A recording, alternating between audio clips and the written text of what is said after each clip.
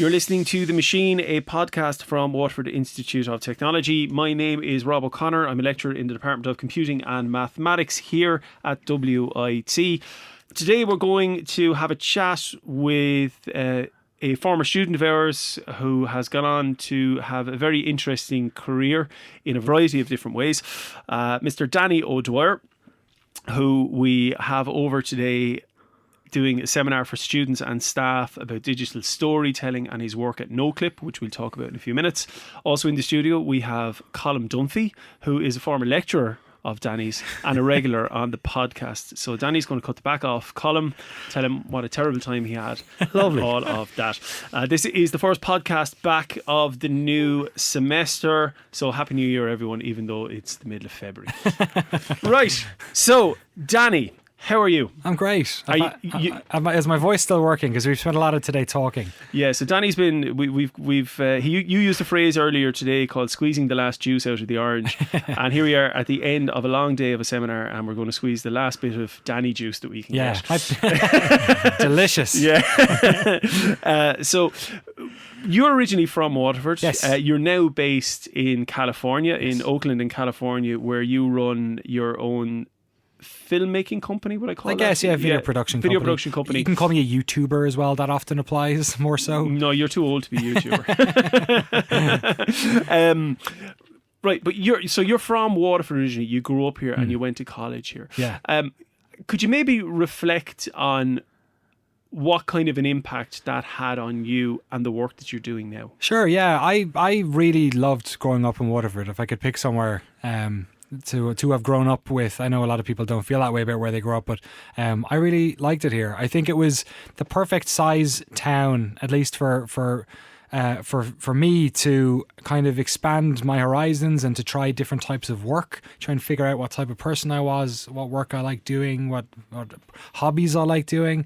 It's kind of big enough that there's a lot of options, but not too big that you're sort of a little fish in a big pond, you know. I got involved in local radio and local theatre, and I made websites on the side and you know, worked in local shops and met people that way, and I just really liked the opportunities that were here. And then when I was deciding where to go to college, there was kind of two things that came in. One, I felt like there was still so much to do in Waterford even after whatever 18 years of being here. And the other one was the new course that I believe Colm you put together. You were ahead of it when I was doing it all those years ago, which was multimedia applications development, which was a pretty broad course. I was probably getting involved from the web development side of it, but it was actually like broader than I expected, and there were strengths and weaknesses to that. But all things being equal, I really liked how broad it was because of the different types of work, again, I got to do as a result of it. Stuff that I hadn't thought about working in before. So yeah, there's loads to talk about there if you want to get into it. But that's kind of why I stuck around, and you know, also that and my mammy's dinners, which I had a lot of 5 days of the week. Right. So what was the best thing about going to college here, and what was the worst thing about going to college here? The worst thing was the parking. You made a feature of that. Yeah, which hasn't got any better, I'm afraid. No, I cycled for the first years because I wasn't too far, but then my parents moved out to Ballygunner, which is interesting because my dad's a Mount Sign man. He used to be the chairman of the club, so we were in enemy territory, but it was too far to cycle, so I had to drive. My mum's Fiat Punto, the tractor as we called it. Probably that, I'd say. I don't know. I don't think I'm particularly academic. I'm quite a control freak, and I think my attendance probably wasn't great. Hang on, I check. Hang on. Yeah, right. But I always felt that like the faculty were understanding of the kind of like, as long as I got a lot of the projects, as long as I did the work, that they weren't too tough on me, and I always appreciated that. I think I just wasn't particularly mature maybe at the time. I think there were aspects maybe of web development which I would have liked to have gotten into a little bit deeper, but I think I'd been doing it since I was 15, so I was already a few years ahead of everyone else. So like I wanted to dive into PHP and stuff like that. So I ended up teaching myself that on the side anyway. If somebody might be listening going, PHP, what are you talking? This is a number of years ago when you were in college. It wasn't yesterday. No, this was. You have greyer hair than I do. Yeah. It's just like particulars of web development that I didn't know at the time. Yeah. But what I loved about it was there was always something new to learn, whether it was, we did a lot of audio production, which was totally new to me, stuff that I still use today when I'm producing podcasts or doing interviews on camera. There was a lot of creative collaboration with other people doing project work. They did a good job of mixing us up, putting us on teams where we were strong or weaker or had to rely on each other. I enjoyed the project work a lot because the oftentimes when you're in third level education, it feels like you're not done until you've finished everything and you've left it. But we always had these like projects that were maybe a couple of months or maybe the whole year, maybe half a year, and you always felt like you'd made something at the end of it. You had something to show for yourself, which I think is really good when you're starting off, because it builds confidence and kind of helps you figure out what you want to do as well. Yeah. And after you finished, where did you end up? You worked as a web developer for a number of years, was it? Yeah, I did. I went to Cork for a year to work in HMV on Patrick Street just for the fun of it. That was Which was your career in the music business, is it? Well, yeah, over and done with. HMVs as well, I think. But I moved to London to work as a web developer. And a part of the reason I moved to London was because I was trying to break into the world of video games reporting, I guess, games coverage, and that's where all the jobs were for that. There was a number of companies that were based there, and after a couple of years, I eventually got my foot in the door, left web development, making websites, and moved into interviewing people about games and covering games, reviewing games.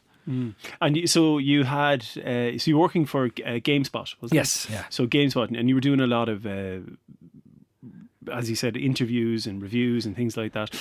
Were there any of the skills that you learned from multimedia that were transferable over? I think a lot of them are indirect skills. Some of them are direct, like audio production stuff I had a leg up. I knew all that worked. We didn't do much video in the course then. I see now, I was looking at the curriculum, that there is a bunch more video, which also makes sense because even YouTube wasn't a thing when I was doing it. It was before a lot of that was going on. The internet wasn't fast enough to be doing all that video stuff. Nor were the computers. No, absolutely. Yeah. So I think what I learned a lot about is that when you're working in multimedia, which is a very broad term for basically anything video or audio or graphic design or animation, anything like that, you tend to be using a lot of sort of bespoke tools and also doing a lot of like jerry-rigging of setting things up, fixing computer bits and plugging in wires and doing all that. And just the general ability to problem solve those things, I think, was really useful when I was working at GameSpot, because you were doing things like setting up cameras or lights or setting up computers to capture gameplay or setting up software to record interviews. All that sort of stuff was things that I had, at the time I left, I was in it for 4 years, or 4 years of college experience tinkering with that sort of stuff. So I was confident with it, you know what I mean? There's an interesting point that you make there, actually, because I don't know how you feel about this, Colin, but I often think that one of the best skills somebody can come out of, certainly one of the computing degrees, of the ones that we're involved in, is that problem solving ethos and the have a go idea that I don't necessarily need to know how all this works in advance. I can kind of figure it out along the way, and I might make some mistakes, but I'll get there eventually. I don't know, how do you feel about that? Yeah, problem solving's it really stands to you. It's not a thing you read a book and you have the answer at the end. It's you've got to go through all those failures I think you mentioned today as well, and the more you fail, the more you learn. And so yeah, definitely. You don't learn without making mistakes. If you did everything perfectly, then what would you ever need to learn? No one does. And yeah, I think it's a big part of my college experience was kind of divided into two things. One was trying to pick up those skills, and then the other thing was trying to figure out what I wanted to do. And that again was another aspect of that course. And it's not every course is like that, but I'm seeing it more and more in third level education that there's a broader sort of remit with some of these classes, which is really important because it's tough when you're a teenager or a person in your young 20s to try and figure out what you want to do for the rest of your life, or try and figure out what you want to do for the next 5 years. A lot of my peers, I feel like, moved, pivoted, maybe changed a little bit of what they wanted to do. Some stayed in their lane, but a lot of times you don't. And I think having the ability to explore that and figure out what you want to do is as important as learning how to do something. Yeah, but sure, I'm in my 40s now, and I still don't know what I want to do when I grow up. And it's good. And I think when you're younger, that's a fearful thing. That you feel like the people around me who know what they want to do with their life, they've got to figure it out, and I need to figure out what I want to do. And there's a certain aspect of that which maybe gives you a sense of security. But knowing that, like, we're all trying to figure it out all the time. We're not like the previous generation where people had jobs for lives. That's kind of gone now. It's more exciting. It's more trepidatious in some ways and difficult maybe, but it's also more interesting these days. You can kind of keep evolving yourself and trying different things. Colin, you're nodding away there. Yeah, just saying you're not stuck with what you decided when you were 17 anymore. And the course, you can do a course and come out with a qualification, but go in a million different directions. Right. And that qualification is useful even regardless of the context of it. Just having that it's your passport. Totally. To say that you can do it, that you've stuck it out. You mentioned about your own colleagues who've gone pivoted. In my class, I think there was one person out of 72 that's still programming. Right. And I did a computer programming course. Yeah. So yes, that gets you in the door, it gets you your passport to get started on your career, but you're going to go in different directions. Yeah. So. And it's not like you throw it all away. Like, a lot of those skills you pick up along the way are transferable, or they're the first couple of steps on a taller ladder that you're climbing. I think it's really important. Or actually, even just reflecting on what you said earlier about kind of YouTube not existing. Right. And even if you knew what you wanted to do, the job you do now today with the NoClip didn't exist back in those days. I mean, the idea of making long-form video game documentaries would have been for television, or that broadcast TV that nobody watches anymore. Yeah. Well, no, people do watch it for sports, but you get that there may be industries or avenues that don't exist yet that might be there. I mean, we often hear about the death of the job and robots are going to take all our jobs. And maybe that's true in certain respects, but it also means that I'm an optimistic person, so I think that allows opportunities to open up elsewhere. Yeah, like almost every aspect of the work that I do now, which is the work we do now is we put videos up on YouTube that are basically, we go to game studios and we interview people about how they make video games all around the world, and we make these, most of them are pretty long, some are shorter, documentaries that go up for free, and the whole thing is crowdfunded. So like none of that would have, YouTube didn't exist, that sort of level of depth of talking about games didn't really exist. The crowdfunding model didn't exist, and also the technology to allow us to do any of this with a small crew didn't exist. Like, you've worked in video and audio con for a number of years. Like, now, not just the technology is easier to use, but also the cost of it has gone down so much more. It used to be so prohibitively expensive for somebody solo to do this stuff, and it can still be pricey enough, but it's so much more accessible now. Absolutely. I'm just thinking when you're speaking there, it's if you've been watching Danny's career, from afar as a student, you were the guy that was into the computer games, and then, selling the computer games, and then reporting about the computer games and the technology. I remember you on the radio here. And this is just a fabulous story for all these new things that didn't exist. Right. That you're a success story globally. This is fantastic. I feel very fortunate as well that the dominoes fell at the right times for me. You know what I mean? Like, it could have been 5 years later, and then maybe YouTube didn't exist, or the crowdfunding didn't exist, and who, like, at that stage you just go in a different direction maybe, and the story's written a little bit differently. But it is like, nobody has everything figured out, especially not in college. Like, in college I knew nothing about anything. Like, I felt like I knew loads, and I was willing to learn loads, and I learned loads. But like, part of being in college is not knowing things and leaving with so much more wealth of knowledge, and then, going in whatever direction that you see fit. Actually, that's an interesting one, again, is having that curious mind. And not everyone necessarily has that. I'm always saying to students, this is the time to just try out mad things. Try out things like watch a foreign language movie, watch a French film, go to a jazz concert, go to a spoken word poetry gig. You know what I mean? Things that you would never have done before. Yeah. Try things out. Get involved in a show. Do something. Figure out who you are. Yeah. And it's okay if you don't like any of those things. Yeah, like, exactly. There's nothing like, there's nothing. Find something else. Yeah. Totally. Yeah, absolutely. You get closer to what you want to do. Yeah, totally. And it's like, and I mentioned it earlier, we were talking to the students about some of this sort of career progression stuff. Like there are people like me who are like, I'm very driven by the things that I make are really important to me. I don't really know why. I don't care about leaving a legacy or any. I just find it interesting to make fun projects and then walk away from them. I don't know. It just gets me up in the morning. For some people, it's more important to have a good wage and stability, or to live near their parents, or to live somewhere where they think they can have a good family. Or maybe it's more important for them to live abroad, and go explore for a couple of years. Like, the reasons you want to do things are yours, and they're not good or bad reasons. You don't have to justify them. Like, just they are what you are, and what you want to do is what you want to do, and figuring out how to do that is the important thing, not sort of second guessing what you should be doing. And I think it's, thankfully, I feel like the Irish economy is in a decent spot now comparatively. I feel like I was lucky I sort of left and got a job before a bunch of my friends. Like, I feel like a whole generation of my friends ended up moving to Australia or Canada or somewhere else to find work, especially all my friends who worked in trades, for instance. And it feels at the moment, at least I live in California now, so I maybe don't necessarily know, but it feels like there's a lot of opportunity again, and the people are, taking people on for jobs at lower levels, and there's so many different types of jobs again here in this country. So it feels like the world is your oyster again if you're growing up in Ireland. Let's talk a little bit about starting your own company, because that's a big leap for anyone.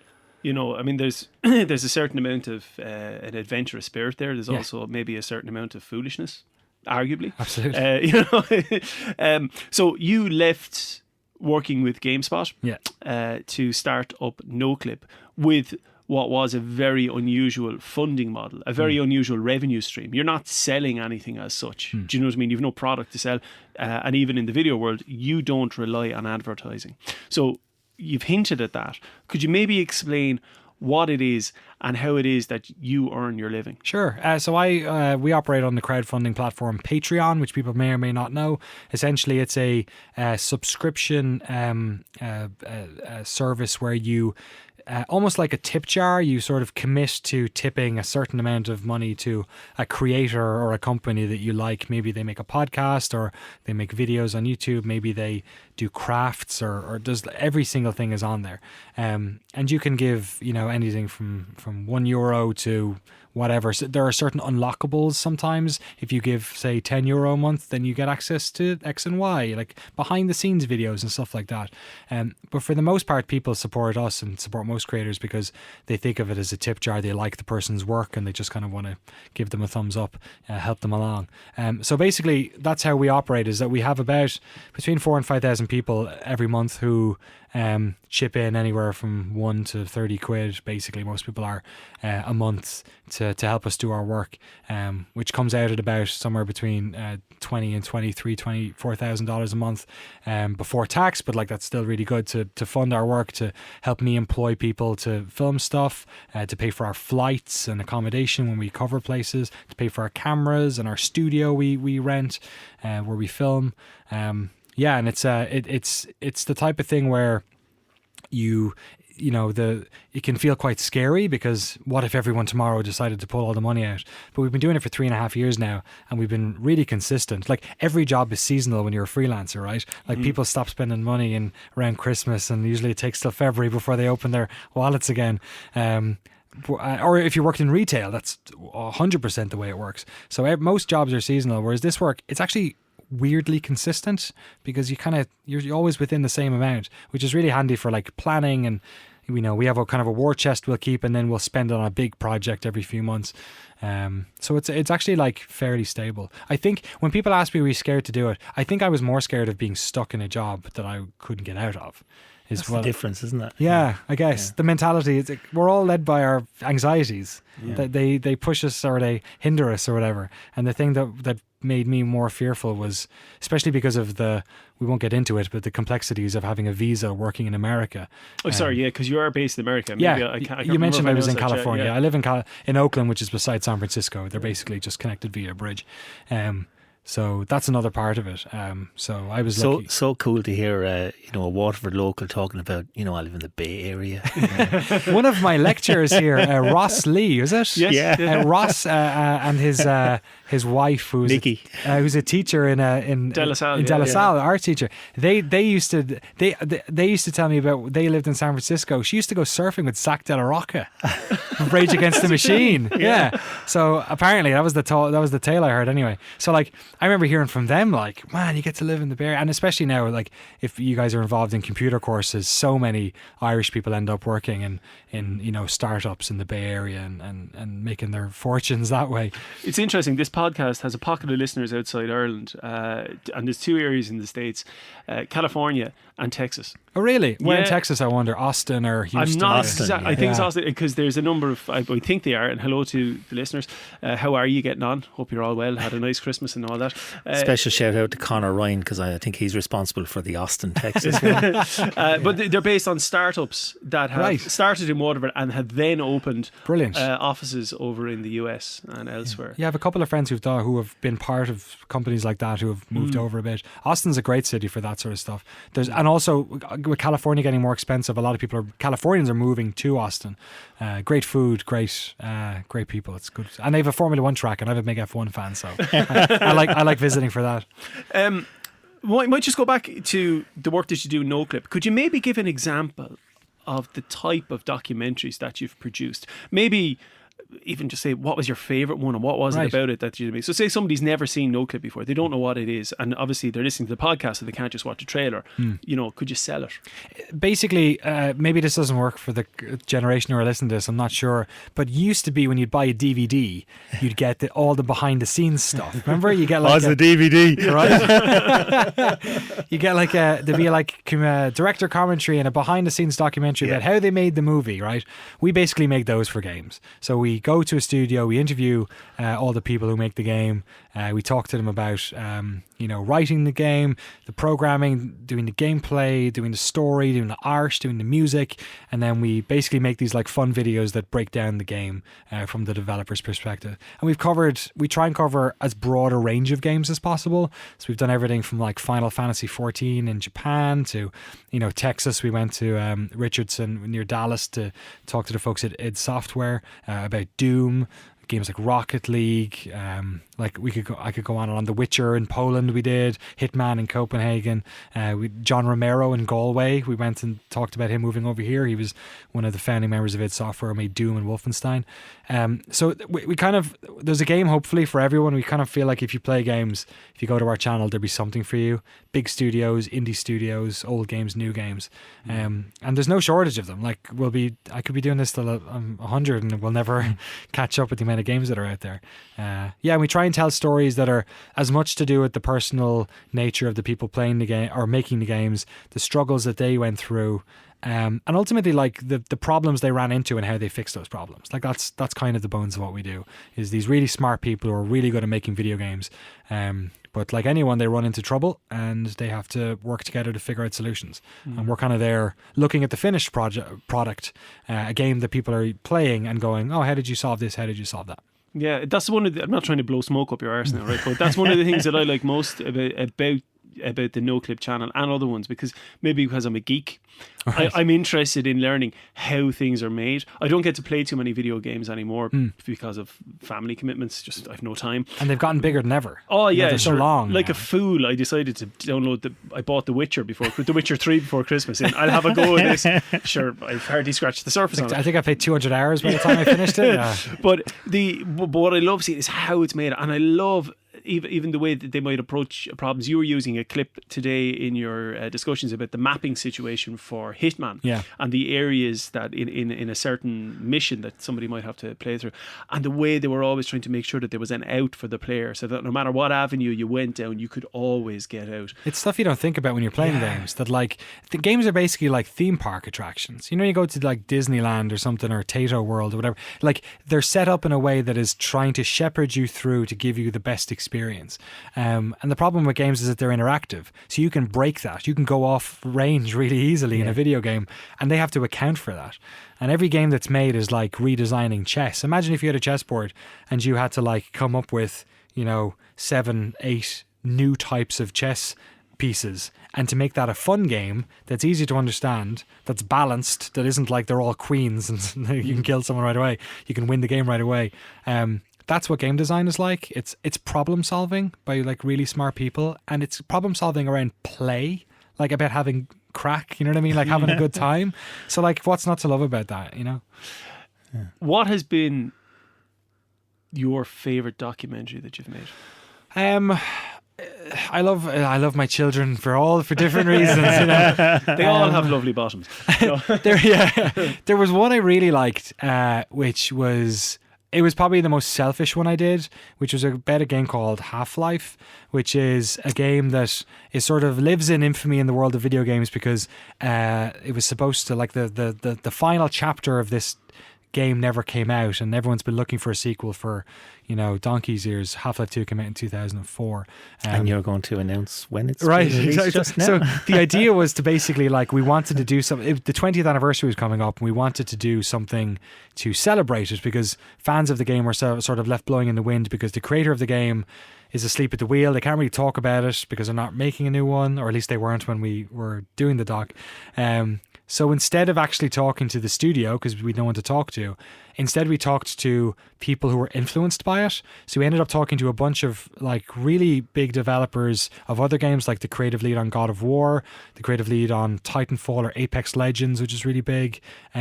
People who worked on projects around it, or Borderlands. A bunch of people who were students when the game came out and they made mods around that game, which then helped them break into making video games professionally.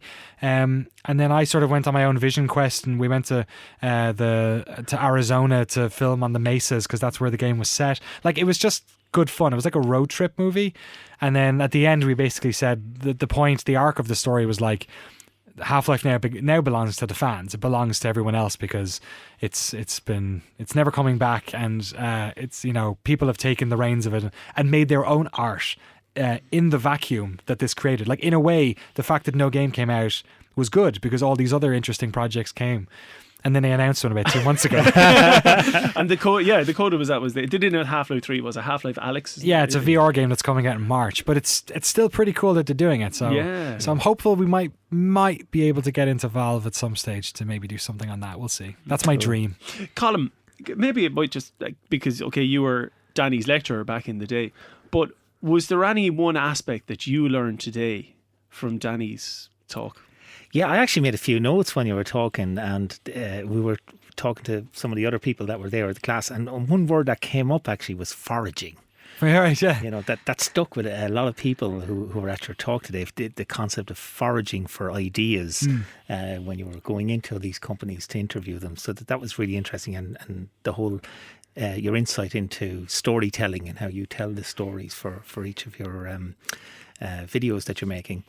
And also the idea of destination. So you know what you want, where you want to end up, but not necessarily when you start. Yeah, it's about, I guess, like thanks so much. It's I guess you're very polite. Cheers. I was raised well.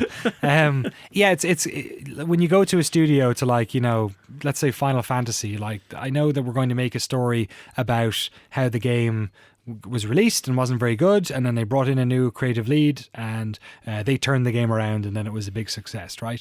So we know that, but I don't really know anything else except for that. I don't know how people felt about it. I don't know the decisions they made that fixed it. I can see it from the outside, but I don't know what the inside the company, how they came to that. I don't know the culture. I've never been to Japan before. I don't know the culture of a studio there, how people work, what's important to them in their job, what they like about the game, all that sort of stuff.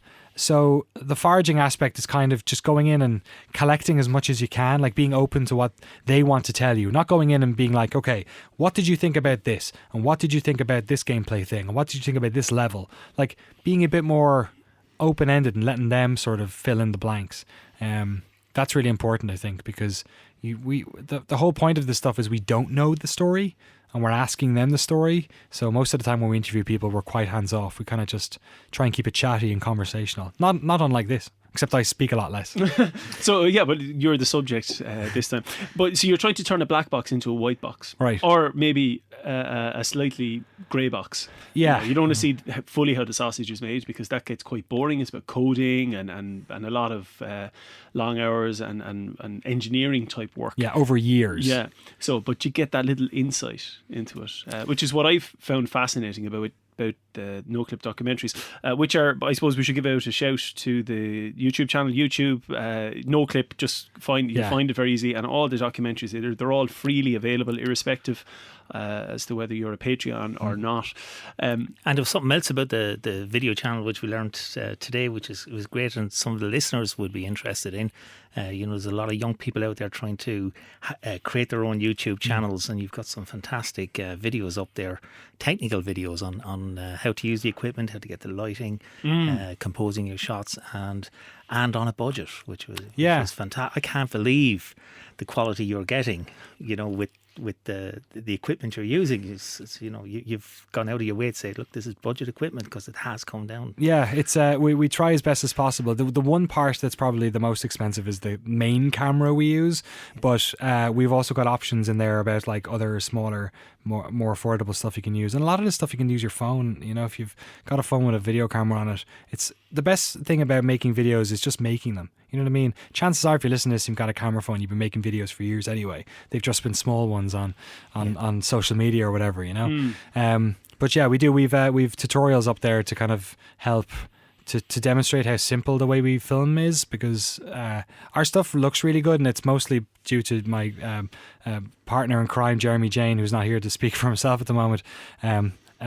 He films and colours most of our work, but it's, we're a pretty small team, and the equipment we use for lighting, especially, and for audio, is pretty basic. So we kind of were happy to share all that, because this stuff shouldn't be mystified in any way. It's not rocket science, really. It's the same as anything. Once you've spent enough years doing something, or enough time doing something you enjoy, you just kind of get better at it. But also, and again, not trying to flatter you irresponsibly, but you obviously have a head for content. Do you know what I mean? You obviously have a head for, this is working, that's a good story, that's interesting, that's not, which is a bit of a sixth sense, I suspect. Or it's a selfish sense, or it's like I'm making stuff that I'd watch. Like, that's kind of where I started out doing it, and then you see your own rough edges. When you're making stuff, there's no better critic. Well, not always the case, but like oftentimes people who are creative are very, very critical of their own work, and that's how you soften off those rough edges and find processes that work. And then, I have a wife and child, find processes that get you out of the office at 5 o'clock. You end up like figuring out ways to be more efficient, and to keep the work fresh as well, to keep it interesting. There was another phrase that you used earlier today when you were speaking with the students, was about finishing things, shipping things, which is kind of more of the American term. But I thought that was a very, very interesting one, because we're all full of great ideas, but they're, we don't finish them. Yeah. You don't write that book, you don't record that album, you don't do that website, you don't make that app, you don't do whatever it is that your great work that you're going to do. Whereas you're actually doing it. You're taking, we're going to make a documentary about Half-Life, or we're going to go to Poland about and talk to the lads in CD or CD Project. Yeah. I know you're saying the pronunciation is very important there. I've always said CD Project. Yeah. I didn't realise I was insulting them, so sorry about that. But you're actually doing it. And I think that sense of completion, or that drive for completion, is perhaps, and again, correct me if I'm wrong here, perhaps that's your biggest asset. I think it could be. I think it's something that I certainly learned and adapted here at WIT from doing so many. Like, I don't think we had a book in the 4 years we were in this course, but we had lots of projects, and you had to finish your projects. And when you finished your project, you had your documentation and you had it running. And if it was rough around the edges, fine, but it had to be completed, right? And I felt like that was that's a really important skill. And the way you say is, well, totally true. A lot of people do want to write their first novel, but sometimes you just need to write a poem. Just finish it, get the first thing done. Or like you want to write your album, just do it song, or do an EP, or just do it live. Like we can often snooker ourselves by, which is a term I can't use in America because they don't know what snooker is, by setting the bar too high or by trying to be a perfectionist. Like nothing is perfect that way, you know. There's no such thing as a perfectionist. It's just somebody who's got an anxiety about showing something they made to somebody. And there's no saying that you ever have to show anything. You can make lots of things and keep them to yourself as well. Like illustrations. There's a reason why so many people are self-taught at illustrating. It's because you don't need anyone else to see it. You just draw on your notepad and it goes in the bin afterwards, and people just get better at it. Sometimes all you need to get better at something isn't sometimes it's learnings, sometimes it's education, sometimes it's being mentored, but a lot of times also it's just time, just doing the thing and completing stuff. Because the hardest thing about doing anything is finishing it. Like anything in life, the most difficult thing is wrapping it up and putting the bow on it. It's oftentimes the least entertaining, the least sexy part of the work, but it's so important because in doing that you really see what the thing is you made. And especially when it comes to the work we do, or programming anything interactive or a video that people sees, you don't really know what you've made until you've seen someone watch it, seen someone play it, or heard what they think about it. So that's why I look at the YouTube comments after we've done something to see what exactly did I make this time. Do you read the comments? I do, yeah. We moderate pretty heavily if people are disruptive. But we get criticism, and criticism's helpful. Some criticism, you're like, oh, well, we didn't do that because of this or what, this, or would have been too expensive, or it was a creative decision. But a lot of times, yeah, it helps. It helps a lot. But, you know, that's easy for me to say. You know, I'm a white guy on the internet. Sometimes it's a little bit easier than it is for other people. You know what I mean? Yeah. Well, your kind of work philosophy there, I think it's quite credit to you. There's no great mystery in it, but it's nice to hear it articulated so well sometimes, you know. And again, Colm, I think you agree with that. You're nodding. Yeah, definitely. And what really comes across, you know, I think in the whole interview that you've given and in your presentation is your passion for what you're doing. You know, and your authenticity, you know, it just comes across. And it's for people who are looking to go to college and pick a career, you know, it just proves, I think, that whatever it is you're into, if you're that committed to it and passionate about it, you'll get there in the end. Yeah. And I want to note as well, just so people, because it's easy now kind of looking from where I am backwards to say that, like, oh, I've done very well. Like, I'm proud of what I've done and I'm happy in life, and that's way more important than anything else. But it's also, I think, important to say that I wasn't like the top of the class here. I wasn't the bottom of the class either. There were subjects I was good at, web development and stuff that I felt confident in, and there were subjects that I wasn't good at and I struggled in, and I would repeated exams here and there, and you know, but that doesn't, so like, you know, if there's anything that I've had a good amount of favor in my career, I've taken opportunities. I prioritized my career over other things in life, which I was lucky came to fruition over my personal life, and where I lived was very much dictated by what I wanted to do career-wise, which again isn't ideal for a lot of people.